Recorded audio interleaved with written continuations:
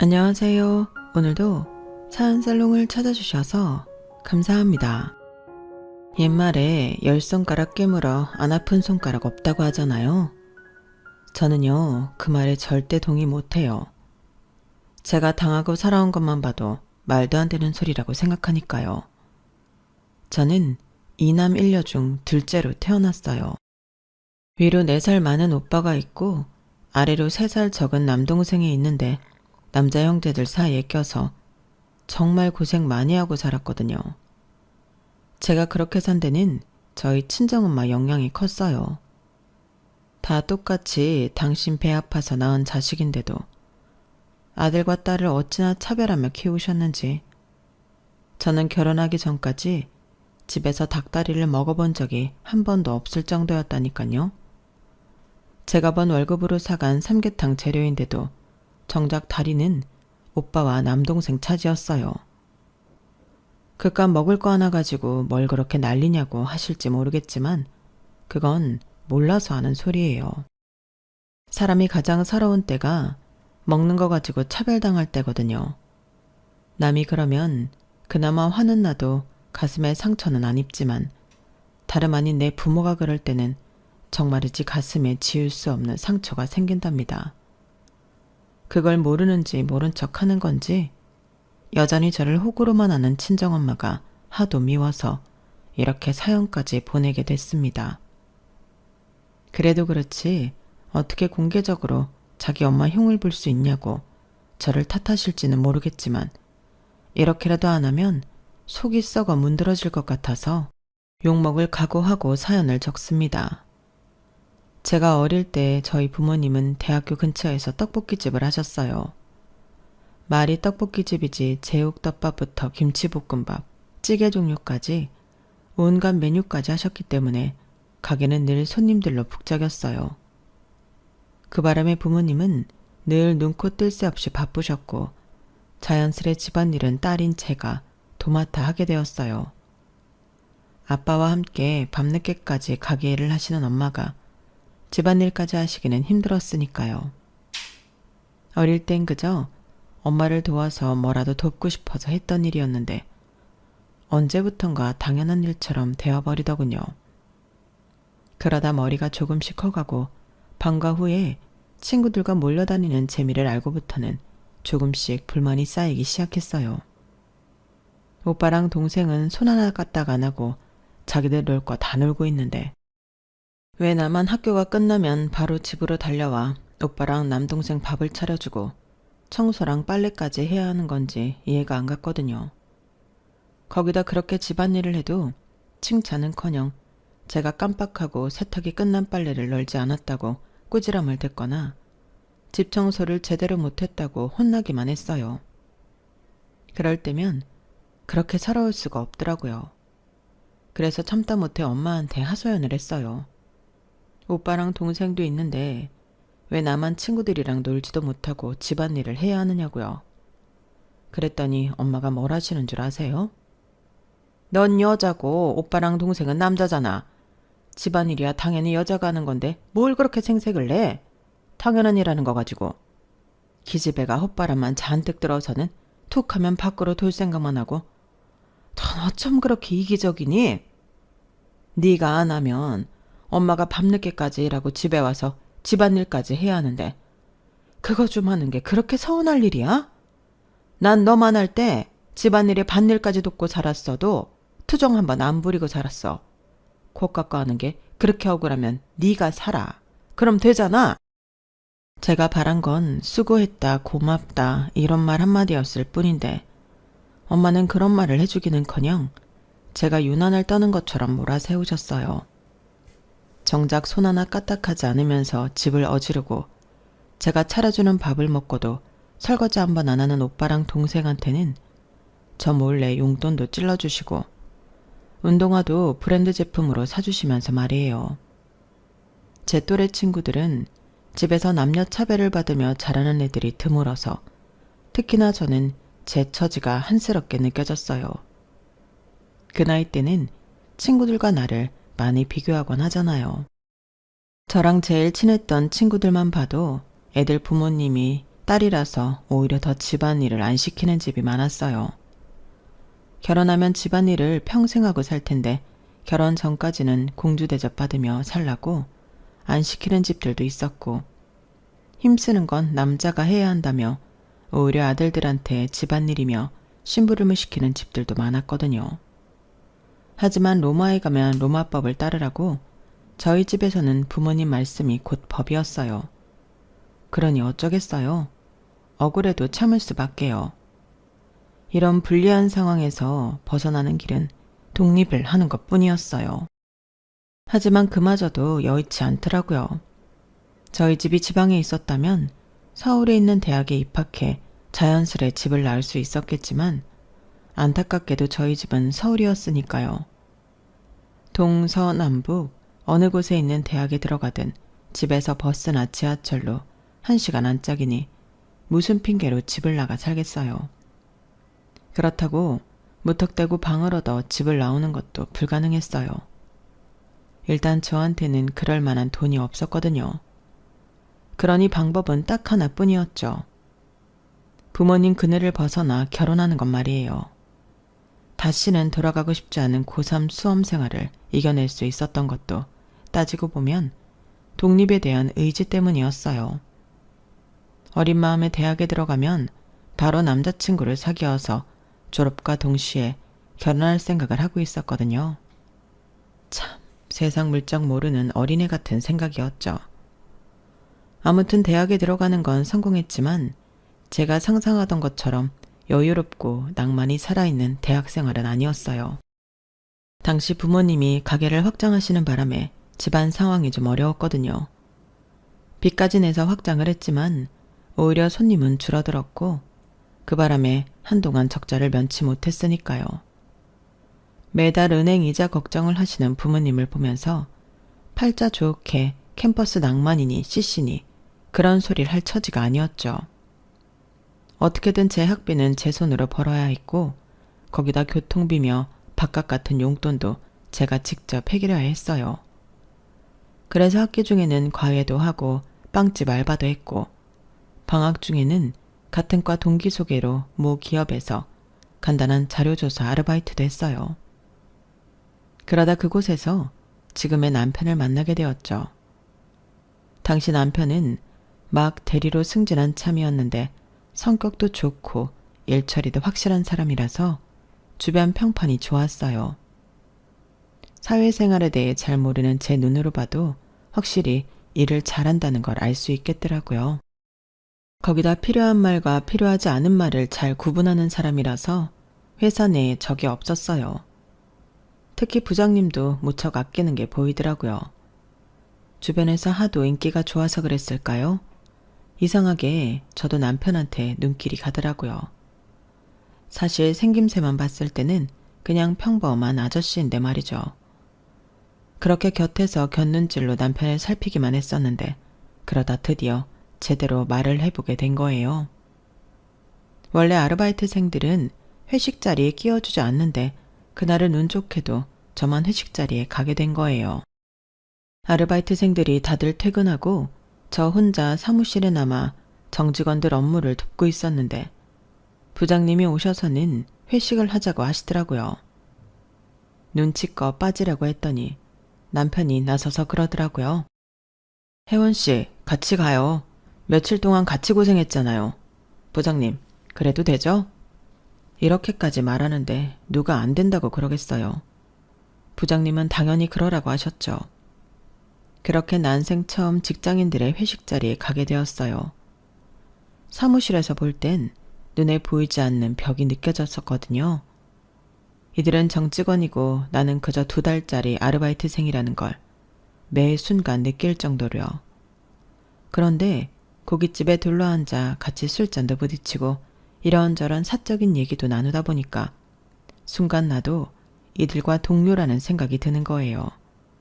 물론 그날 잠깐이긴 했지만요.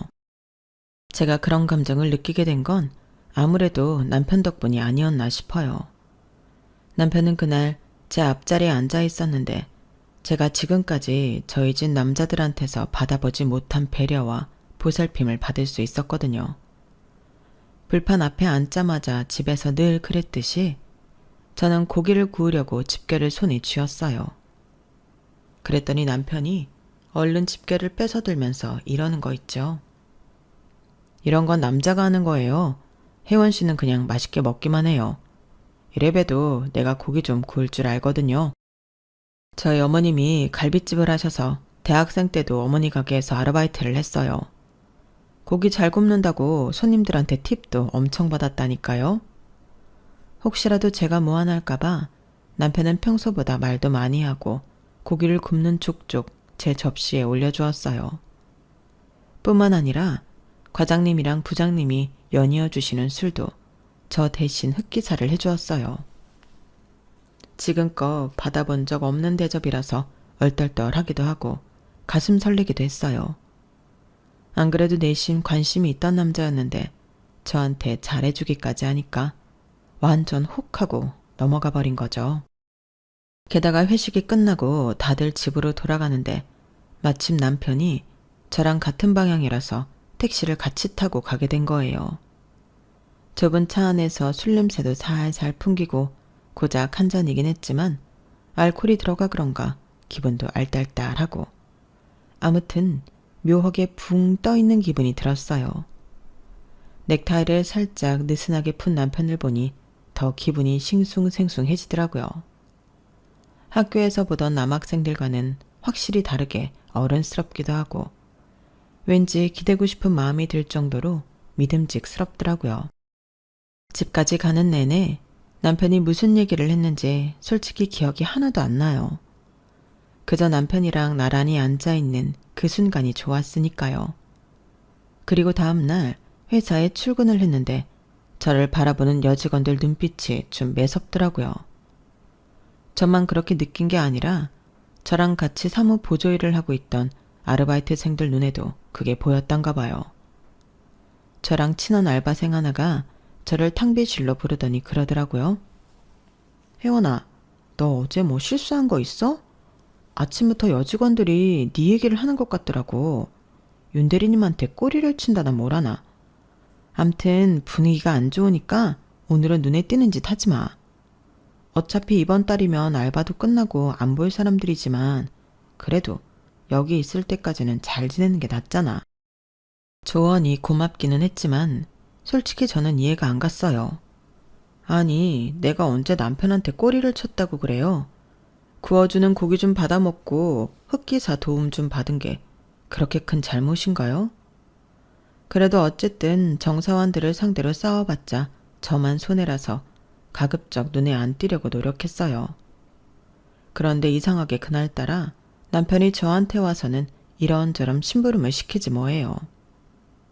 남편이 제자리로 올 때마다 여직원들이 힐끗거리며 우리 둘을 살피는 게 보이는데도 남편은 몰라서 그러는지 알면서도 모른 척하는 건지 신경도 안 쓰는 거예요. 중간에서 저만 죽을 맛이었죠. 그런데 점심시간을 앞두고 남편이 사람들 보는 데서 제게 그러는 거 있죠. 혜원 씨, 내가 오늘 많이 힘들게 했죠. 대신 점심은 내가 살 테니까 이따 점심 같이 먹어요. 그 말에 하마터면 빽 소리를 지를 뻔했어요. 이 남자가 눈치는 엿바꿔 먹었나. 여직원들이 아까부터 눈에 레이저가 뿜어 나올 정도로 우릴 보고 있는데 무슨 점심을 같이 먹어. 답답한 마음에 속이 안 좋아서 점심을 굶을 생각이라고 둘러댔어요. 그랬더니 이 남자가 글쎄 점심시간에 저 먹으라고 숙취해소제랑 죽을 사왔지 뭐예요. 멀쩡한 속에 숙취해소제와 죽을 먹게 된 저는 안 되겠다 싶어서 솔직하게 말했어요. 실은 아침부터 사무실 사람들이 저를 보는 눈이 이상해요. 아무래도 제가 윤 대리님한테 꼬리친다고 생각하는 것 같아요. 그래서 그런데 가급적이면 저한테 말을 안 걸어주시면 안 될까요? 이 정도로 대놓고 말했으면 알아듣겠거니 생각하고 자리에서 일어나려는데 남편이 저를 막아서는 거예요. 알아요. 사람들이 뭐라고 하는지. 그런데 지금 꼬리치는 건 혜원 씨가 아니라 나예요. 내가 혜원 씨한테 들이대고 있는 거라고요. 내가 어제 택시에서 했던 말 기억 안 나요? 나 혜원 씨가 마음에 든다고 잘해보고 싶다고 했잖아요. 혜원 씨도 그렇다고 해놓고선 갑자기 왜 이래요? 혹시 어제 술김에 한 소리였어요? 솔직히 하나도 기억이 안 났어요. 남편이 했던 말도 그렇고 제가 했다는 말로요. 그래서 놀란 표정으로 입만 떡 벌리고 있었더니 남편이 되려 황당하다는 듯 한숨을 쉬더라고요. 그런데 정말 저는 아무것도 기억이 안 났거든요. 이 상황이 답답한 건 남편이 아니라 오히려 저라고요. 아니 그렇잖아요. 다른 것도 아니고 그 중요한 고백을 받았다는데 내가 기억을 하면 이러고 있었겠어요? 남편도 제 반응을 보고는 제가 정말 몰랐다고 생각했는지 표정과 목소리가 많이 부드러워졌어요. 그럼 어제는 몰랐다 치고 오늘은 어때요? 나랑 사귈 생각 있어요? 그동안 사람들 앞에서 자기 주장이 강했던 것도 아니고 상대를 불편하게 하는 말은 안 하는 사람이라서 몰랐는데 은근히 저돌적인 사람이더라고요. 제가 불편해하는 걸 뻔히 보면서도 기어이 대답을 들으려는지 꼼짝도 않고 제 앞에 서 있는 거예요. 그래서 생각 끝에 고개를 끄덕였죠. 그랬더니 세상 다 얻은 사람처럼 환하게 웃으면서 밥 먹으러 가자고 그러네요. 그날 회사 근처에서 남편과 함께 밥을 먹는데 밥이 코로 들어가는지 입으로 들어가는지 모를 정도였어요. 결국 알바가 끝나는 그달 말까지 저는 사무실 여직원들의 눈에 가시가 되었어요. 그리고 나중에야 안 사실인데 그때 택시 안에서 남편은 제게 고백 같은 건 하지 않았더라고요. 남편이 지어낸 얘기였던 거죠. 그래도 마음에 품고 있던 남자한테 고백도 받고 사귀게 됐으니 결말은 해피엔딩인 셈이었지만요. 2달간의 아르바이트를 끝내고 더 이상 회사에는 나가지 않았지만 남편과 연애를 하면서 종종 회사 사람들 근황을 전해 듣곤 했어요.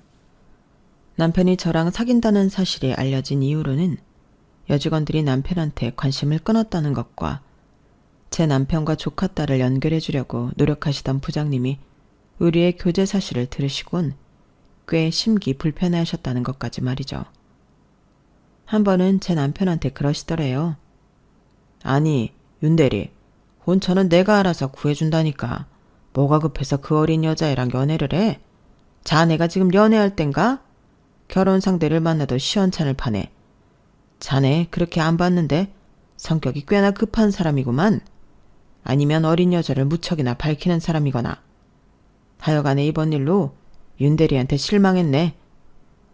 조카 사이로 드리려고 오랜 시간 제 남편한테 공을 들이셨으니 실망이 이만저만이 아니셨을 거예요. 그런데도 남편은 오히려 싱글벙글이더라고요. 사실 그 조카라는 사람을 내가 좀 알거든. 내 중학교 동창이랑 같은 회사를 다니고 있어서 건너 얘기를 좀 들었어. 대충 들어봐도 나랑은 안 맞는 사람이더라. 부장님 때문에 억지로 소개받으면 거절하기도 좀 그렇고. 그러던 차에 자기를 만났으니 내 입장에서 마음이 급했지. 그래서 거짓말까지 했던 거고. 그래도 뭐 자기도 내가 싫진 않았잖아. 안 그래? 택시에서 나한테 고백을 했었다느니 어쩌느니 했던 거짓말이 이런 이유에서 나온 거였더라고요. 뭐 그 바람에 사귀게 됐으니 잘 됐다고 해야겠지만요. 대학에 입학해서 3년이 되도록 소개팅 한 번 안 했던 제가 뜬금없이 직장인 남자친구가 생겼다고 하자 같은 과 동기들은 꽤나 놀라는 듯 했어요. 얌전한 고양이 부뚜막에 먼저 오른다고 동기들이 저더러 얌전 떠는 고양이라고 부르곤 했거든요. 4학년이 되고 본격적으로 취업 준비를 할 때 남편은 물심양면으로 저를 도와주었어요. 용돈이며 학원비도 대주고 모의 면접 준비도 도와주었거든요. 당시 저희 집은 상황이 많이 안 좋았는데 가게를 확장한 이후로 장사가 잘 안 되는 데다 아빠가 과로로 쓰러지셔서 병원 신세까지 지고 계셨거든요. 조금만 늦게 발견했으면 정말 큰일 날 뻔했을 정도로 아빠 상태가 위급했어요. 아빠가 병원에 입원해 계시는 동안 가게를 엄마가 도맡아 운영하셨는데 장사가 안 되다 보니 사채를 빌려 쓰게 되셨나 봐요. 남동생 학원비에 생활비, 아빠 병원비까지 나갈 돈은 수두룩한데 들어오는 돈은 적으니 어쩔 수 없는 선택이었던 거죠. 하지만 그로 인해 가게 사정은 더 안 좋아졌고 퇴원 후 뒤늦게 엄마가 사채를 썼다는 사실을 알게 된 아빠는 제대로 몸도 추스르지 못한 채 가게에 나가 일을 시작하셨어요. 무리하게 일을 하시다가 얼마 뒤 다시 쓰러지고 말았고 이번엔 전처럼 운 좋게 깨어나지 못하신 채 세상을 떠나시고 말았어요. 결국 엄마는 아빠 장례식 이후 가게를 정리해서 빚을 갚고 예전처럼 작은 규모로 다시 가게를 여셨어요. 그나마 다행인 건 제가 졸업 전에 취업에 성공했다는 거였죠. 그런데 기쁨도 잠시, 첫 월급을 타자마자 엄마가 바로 돈 얘기를 꺼내시더라고요. 제 월급을 내놓으라는 거였죠. 집이 이 모양인데 딸이 돼서는 집에 월급 가져오는 건 당연한 거지. 너야 대학까지 잘 마쳤지만 네 동생 생각도 해야지. 그러니 월급에서 차비랑 밥값만 빼고 다 가져와. 엄마, 어떻게 그래. 직장 생활하려면 옷이나 구두도 사야 하고 동료들 경조사비까지 나갈 돈이 한두 푼이 아닌데. 그리고 엄마는 왜 나한테만 월급 가져오라고 그래? 오빠는 나보다 더 버는데도 월급 가져오란 소리 안 하잖아.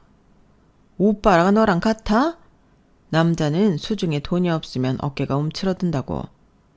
넌 네 오빠가 돈 없어서 남들 앞에서 빌빌거리고 살면 좋겠니? 남자는 자고로 안에서 대접을 받아야 밖에서도 길을 펴고 사는 법이야. 그러니 네 오빠한테는 괜한 소리 하지 마라. 집이 이 꼴이 됐는데도 저희 오빠는 겨울이면 친구들이랑 스키장에 다니고 여름이면 해외 휴양지로 여행을 다니곤 했어요. 무력은 어찌나 많은지 분수에 맞지 않는 명품 지갑에 명품 구두, 언젠가는 한 달치 월급을 다 털어야 할 만큼 비싼 명품 양복까지 사 입었더라고요. 그런데도 엄마는 이제 겨우 직장인이 된 저희 쥐꼬리만한 월급을 탐내시다니 정말 해도 너무한다는 생각이 들었어요. 지금까지 남편한테 신세진 게 있어서 이제는 저도 좀 데이트 비용도 내고 선물도 해주고 싶었는데 어림도 없게 된 거죠.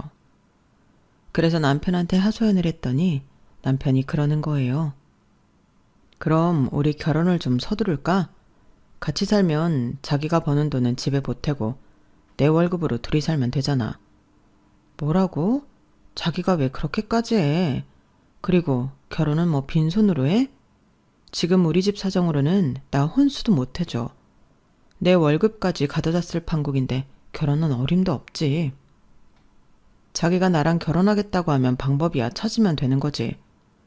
우리 그냥 이참에 확 결혼해버릴까?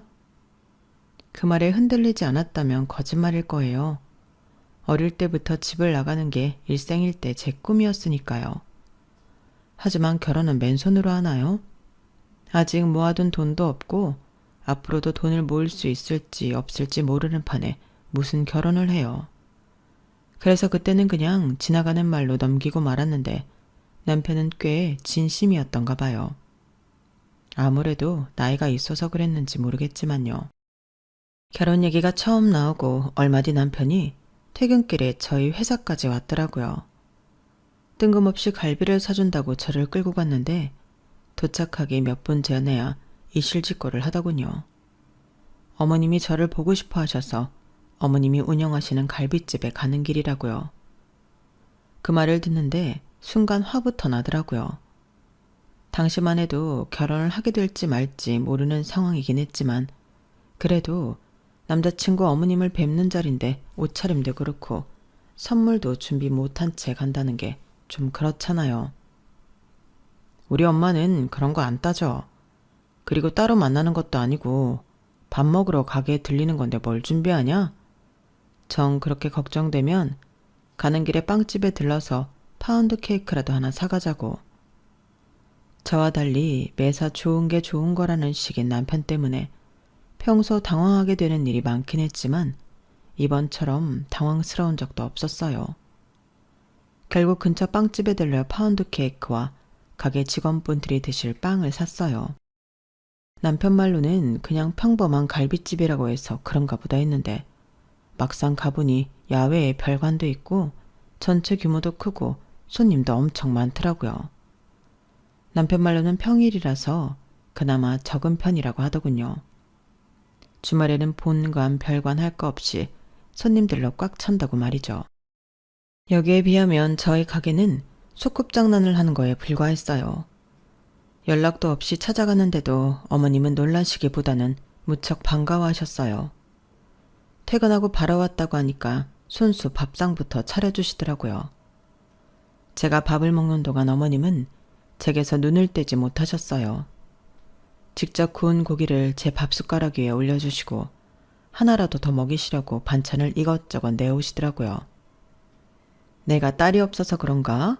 어쩜 이렇게 다 예뻐 보이나 모르겠네. 밥 먹는데 자꾸 쳐다봐서 미안해요. 안 그러려고 하는데도 다들 모르게 자꾸 눈길이 가요. 남편이 처음 회식 자리에서 그랬던 것처럼 어머님은 다 익은 고기를 제 앞접시에 잔뜩 올려주셨어요. 그래, 식은 언제 올릴 거예요? 우리 애 말로는 당장이라도 결혼식을 올리고 싶다고 하던데. 예식장 잡기 곤란하면 우리 가게 야외에서 하는 건 어떨까요? 식사는 본관에서 하면 되니까. 요즘은 스몰웨딩이 유행이라 그런가? 종종 우리 가게에 결혼식 의뢰가 들어와요. 별관 정원에 조경을 잘 꾸며놔서 그런가 야외 결혼식 하기 괜찮더라고요. 마치 진작부터 생각해 두신 것처럼 어머님께서는 결혼식에 대한 세세한 구상까지 전하시며 제 반응을 살피셨어요. 그러자 남편은 맞장구를 치며 엄청 좋아하더라고요. 요즘은 예식장 잡기도 힘들다는데 여기서 하면 일정 잡기도 편하고 따로 돈도 안 들고 좋잖아요. 어머, 너무 내 생각만 하는 건가? 젊은 사람들은 이런 데서 하는 게 싫을 수도 있는데 말이에요. 어머님은 혹시라도 제가 싫다고 할까봐 지레 걱정을 하셨어요. 솔직히 제가 싫을 이유가 없었죠.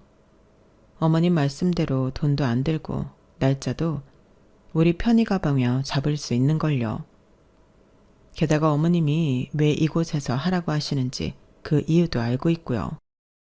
제가 결혼 자금이 없다고 했던 걸 아들한테 전해들으시곤 어떻게든 부담을 지우지 않으시려고 그런다는 걸 제가 왜 모르겠어요.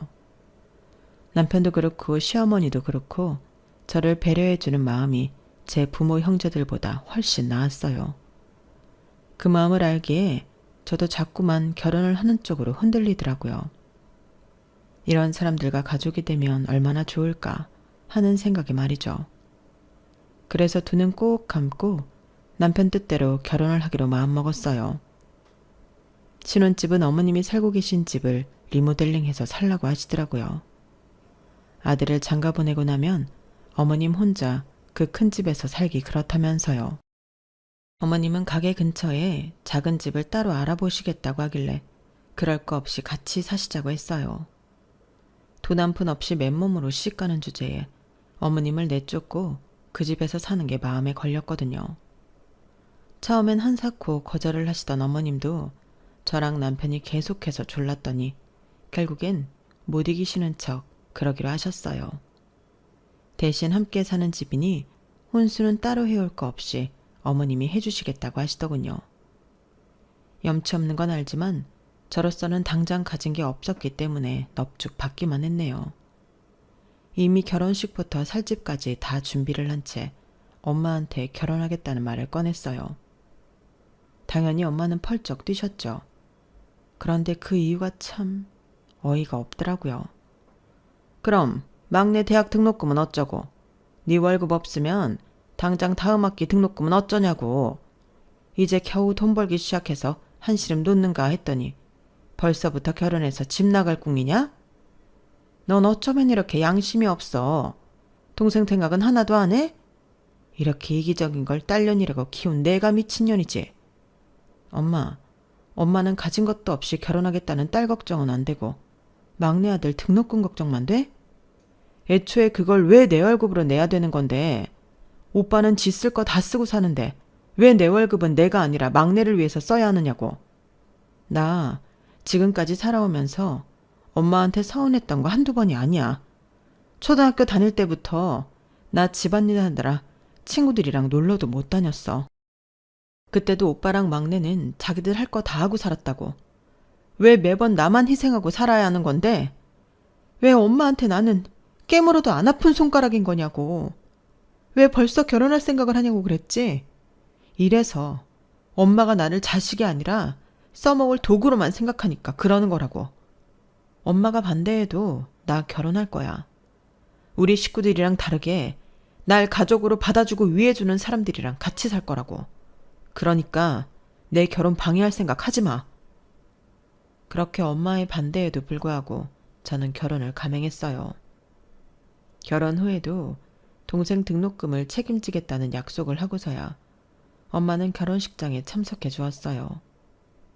결혼하고 이듬해 출산을 하면서 육아휴직에 들어가게 되었는데 다행히도 그때 마침 남동생이 군입대를 하게 돼서 얼마나 다행이었나 몰라요.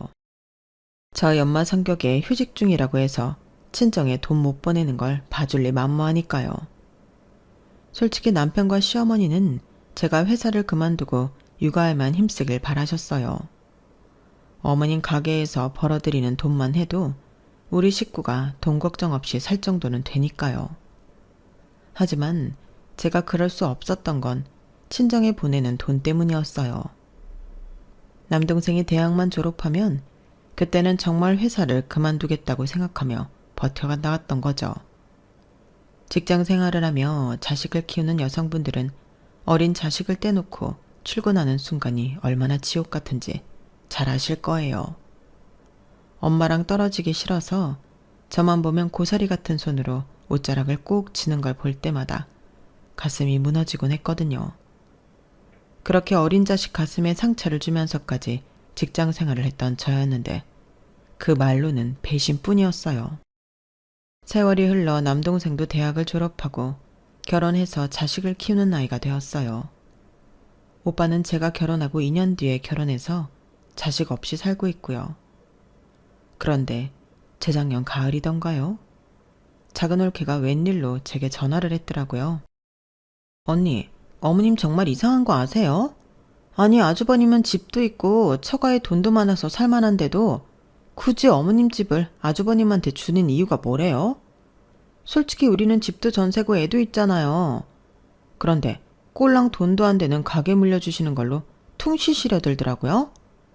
같은 아들인데 장남이랑 처남을 이렇게 차별해도 되는 거예요? 그 말을 듣는데 헛웃음이 났어요.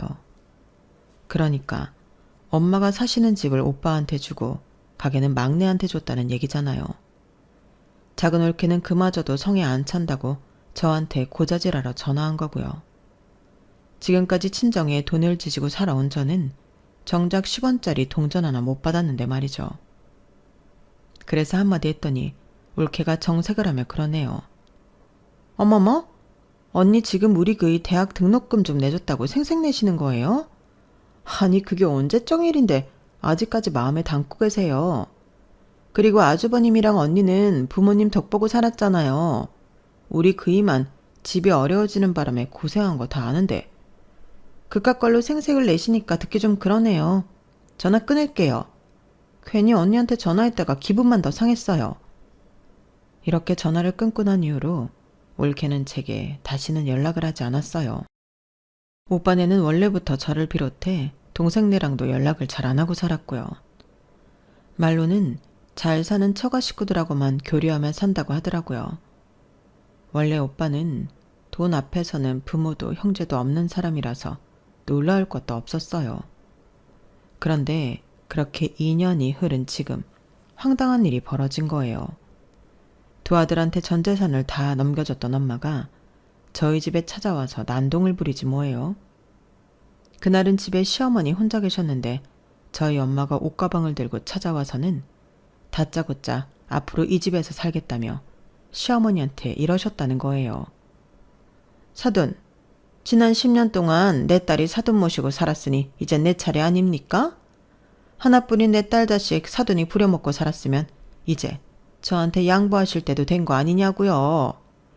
사돈이야 가게 장사도 잘 되니 먹고 사는 게 문제겠어요? 하지만 저는요, 이제 집도 절도 없는 처지라서 여기 아니고서는 갈 데가 없답니다. 그러니 그 방은 나한테 넘기시고 사돈은 따로 살지 말아보세요. 그리고 시어머니 침대에 대자로 누워서는 꿈쩍도 않으신 거예요. 시어머니 전화를 받고 뒤늦게 달려온 저는 시어머니 침대를 차지하고 있는 엄마를 보고는 입이 떡 벌어졌어요. 엄마, 여기서 뭐 하는 거야? 빨리 일어나. 도대체 왜 이러는 거냐고.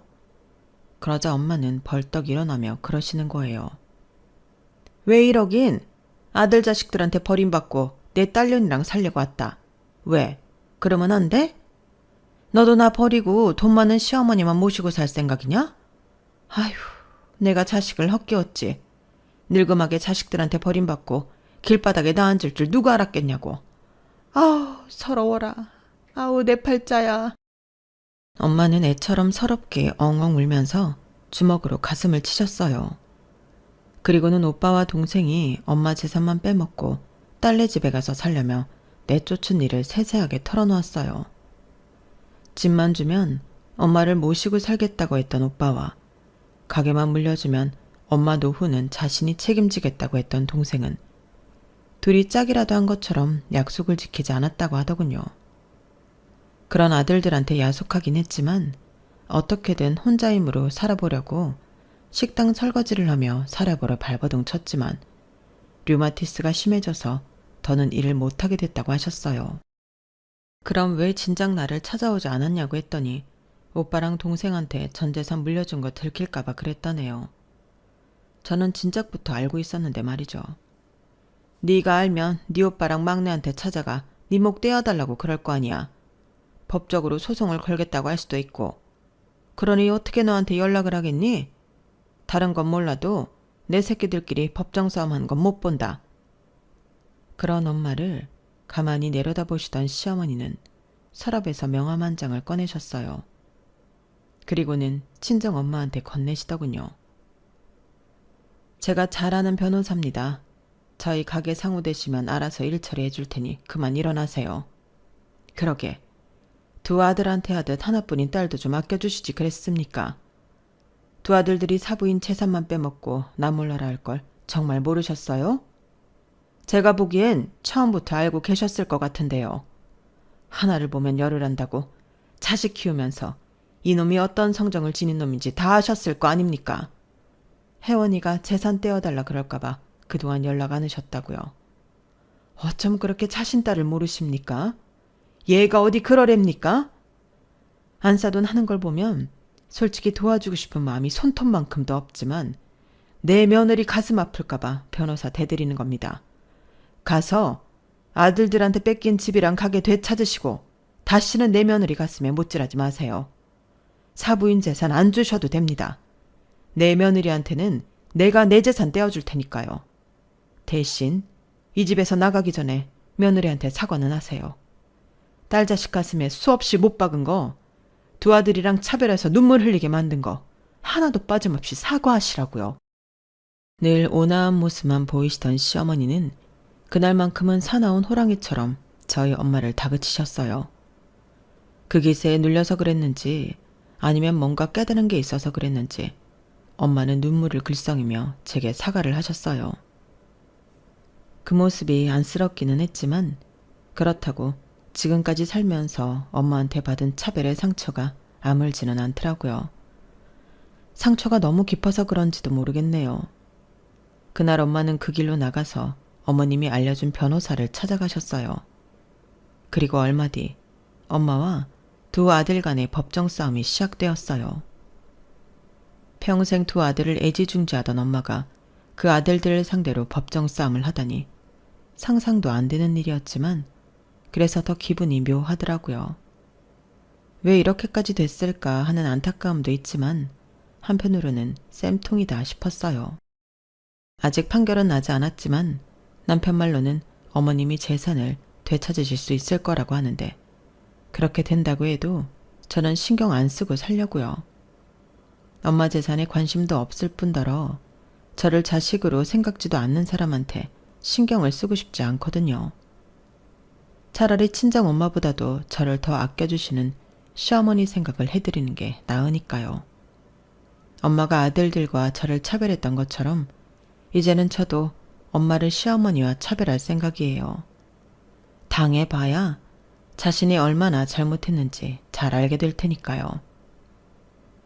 지금까지 제 사연을 들어주셔서 감사합니다. 소중한 가족들과 항상 행복하세요. 여러분, 사연 댓글에 응원과 현명한 조언 부탁드려요.